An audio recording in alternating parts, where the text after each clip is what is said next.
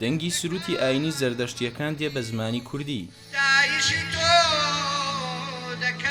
ئێرە پەرستگایەکی دێرینی زەردەشتیەکانە لە ناوچەی دەربەندی خان. ژمارەیەک لە زەردەشتیەکانی هەرێمی کوردستان کۆبوونەتەوە لێرەدا و لەگەڵ داگیرساندنی ئاگر مەراسیمی ئاینی خۆیان بەجێ دێنن و سروتی ئاینی دەخوێنن.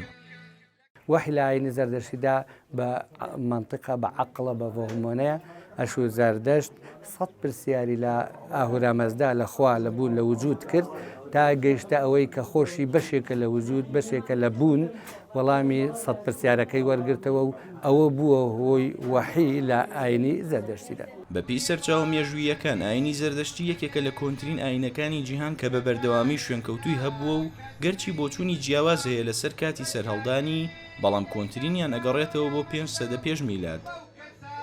ئاینی زەردەشتی بڕوای بەبوونی هێزی چاکە و خراپە هەیە و خاوەنی کتێبێکی پیرۆزە بە ناوی ئاڤێستا. بە وتەی زەردەشتیانی کوردستان ئەو زمانی ئاڤێستای پێنووسراوەتەوە نزیکترین زمانی هەوچەرخ لێوەی کوردیە و بە تایبەتی شێوەزاری هۆرامی. ئاوێستا بە زمانی ئاڤێستایی قەدیم نووسراوەتەوە کە نزیکترین زمان لە هەموو جیهانە زمانی هەورامیە لە هیچ میلەتێکی تران نییە بە قەدەر زمانی کورد هەورامی نزیک بێ لە کتێبی ئاڤێستاوە.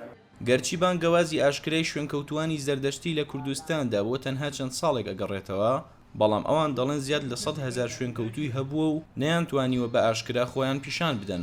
ئێمەش ئەم 5 ساڵێک دەبێ بە ئاشکرا بانگەشەی ئاینی زەردەشتی دەکەین و خۆمان بنەوەکانی موغ و زەردەشتیانی دەزانین و بەو خۆشحاڵیەوە ئێستا بە ئازادێکی زۆرەوە توقوساتی ئاینی زەردەشتی پەیڕەوەکەین.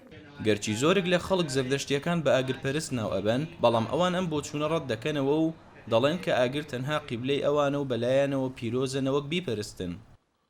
ئەمە پرزگایەکە پرزگایشی کۆنی زەردەشتیەکانە هینی کاتی ساسانەکانە کە کاتی هەبۆ لێرەیە هەر ئەم پرزگایە نییە دیارە 4 پرزگایە 2 پرزگایکە لەسەر شاخە و لە شاخی بەرامبەریش بە هەمان شێوە پرزگایکەی هەیە. لە ئێستادا چەند شوێنەوارێکی دێرین لە هەرێمی کوردستاندا هەیە کە بەو سەردەمی ساسانیەکان دەگەڕێتەوە و زەردەشتیەکان بە پەرستگا و ئاگرکردەی کۆنی خۆیانی ئەزانن و هەوڵی نۆژانکردنەوەی ئەدەن لە پێناو بەجێهێنانی سروت و مەراسیمە ئاینیەکانیان تێیدا. ڕێباز مەجید، دەنگی ئەمریکا، دەربەندی خان.